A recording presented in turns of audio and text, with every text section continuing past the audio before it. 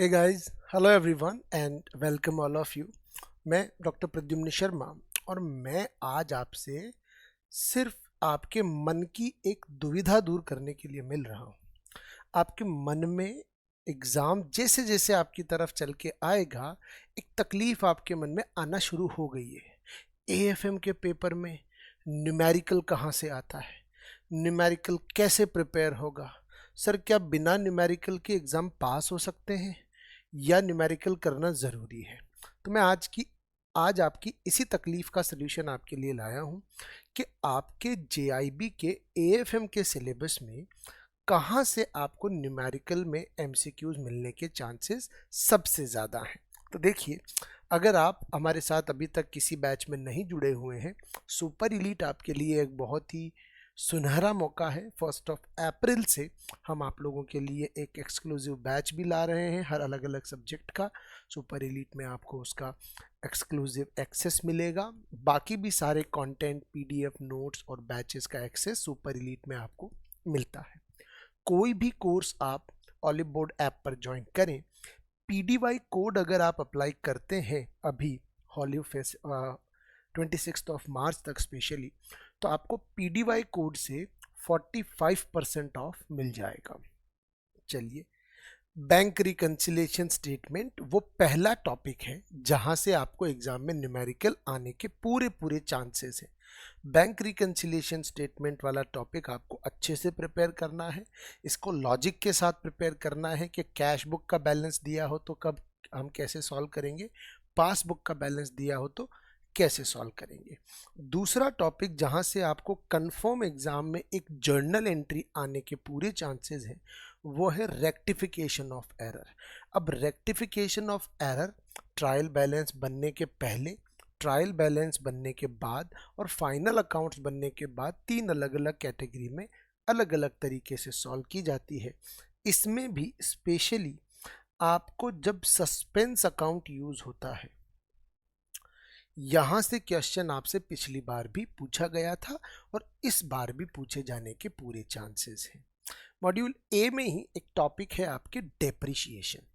Depreciation calculation की बहुत सारी मेथड्स हैं, उनमें से किसी न किसी एक मेथड से कैलकुलेशन आपको ज़रूर एग्जाम में आने के पूरे चांसेस हैं। हर बार पूछा जा रहा है, इस बार भी पूछा जाएगा, क्योंकि बहुत ही लिमिटेड चैप्टर्स में स्कोप है न्यूमेरिकल्स पूछने के। फिर हम मॉड्यूल बी में एंटर कर जाते हैं। मॉड्यूल बी में बैलेंस शीट इक्वेशन से आपको कंफर्म एग्जाम में क्वेश्चन आएगा। अभी तक हर अटेम्प्ट में इससे क्वेश्चन पूछा गया है। याद रखिएगा, जैसा मैंने कहा, अगर आप सुपर एलीट प्लान में जुड़ते हैं तो आपको सभी पेपर्स का एक्सेस मिलेगा। लेकिन हमारे कुछ साथी हैं जो कह रहे हैं कि सर हमारा सिर्फ एएफएम का पेपर पेंडिंग है। अगर आपका सिर्फ एएफएम पेंडिंग है तो आप हमें इस एएफएम कंप्लीट बैच में भी 1 अप्रैल से ज्वाइन कर सकते हैं। और कोड आपको याद रखिएगा, पीडीवाई कोड डिस्काउंट भी मैक्सिमम दिलवाएगा और आप डायरेक्टली मुझसे जुड़ भी पाएंगे। मॉड्यूल बी में कॉर्पोरेट अकाउंटिंग एक टॉपिक है जहां से आपको जर्नल एंट्री कंफर्म एग्जाम में आने की चांसेस हैं, जिसमें शेयर इशू करना, शेयर को प्रीमियम पे इशू करना, इन सारी बातों से क्वेश्चंस पूछे जाते हैं जर्नल एंट्रीज के मोड में। हम सिर्फ टॉपिक समझ रहे हैं, आज हम इनकी डिटेलिंग में नहीं जा रहे। इन सबको डिटेल में हम पढ़ेंगे। 1 अप्रैल से जो शुरू हो रहा है उसमें इन सबको हम डिटेल में पढ़ेंगे। और before your examination means only in the month of April only हम उसको कंप्लीट कर लेंगे।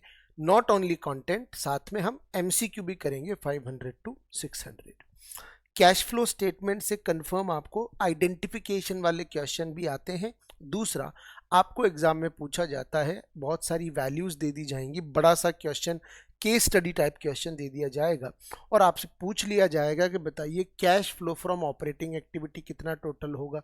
10-15 ट्रांजेक्शन्स की लिस्ट दे दी जाएगी, उसमें से आपको ऑपरेटिंग वाले सेलेक्ट करके टोटल लगा के आंसर देना है। इन्वेस्टिंग एक्टिविटी पूछी जा सकती है, फाइनेंसिंग एक्टिविटी पूछी जा सकती है। गारंटीड है, रेशो एनालिसिस से तो क्वेश्चन आना ही आना है। 1 नहीं, 2 नहीं, 3 या 4 क्वेश्चन भी आपको यहाँ से आने की पूरी संभावनाएं बनती हैं। उसके बाद मॉड्यूल सी में ही आपको एन्यूटीज के जो फॉर्मूलेज हैं, चाहे वो ऑर्डिनरी एन्यूटी हो, चाहे वो ड्यू ऑर्डिनरी हो, चाहे वो प्रेजेंट वैल्यू हो, चाहे वो फ्यूचर वैल्यू हो, एन्यूटी के फॉर्मूलों से आपको एक क्वेश्चन कंफर्म आएगा। 2 भी आ सकते हैं मोटे मोटे तौर पर। जो इंटरेस्ट कैलकुलेशन का पोर्शन है वहाँ से न्यूमेरिकल ज़रूर आपके एग्जाम में आपको देखने को मिलेगा। ये न्यूमेरिकल वाले टॉपिक है। फिर एक आपके टॉपिक है bond valuation. So bond valuation में बॉन्ड का period, maturity, yield till maturity, इनसे रिलेटेड न्यूमेरिकल्स जो है हर ऑल्टरनेटिव अटेम्प्ट में पूछे जाते हैं। पिछली बार मई में पूछे गए थे, इस बार भी आपसे पूछे जाने के चांसेस पूरे हैं।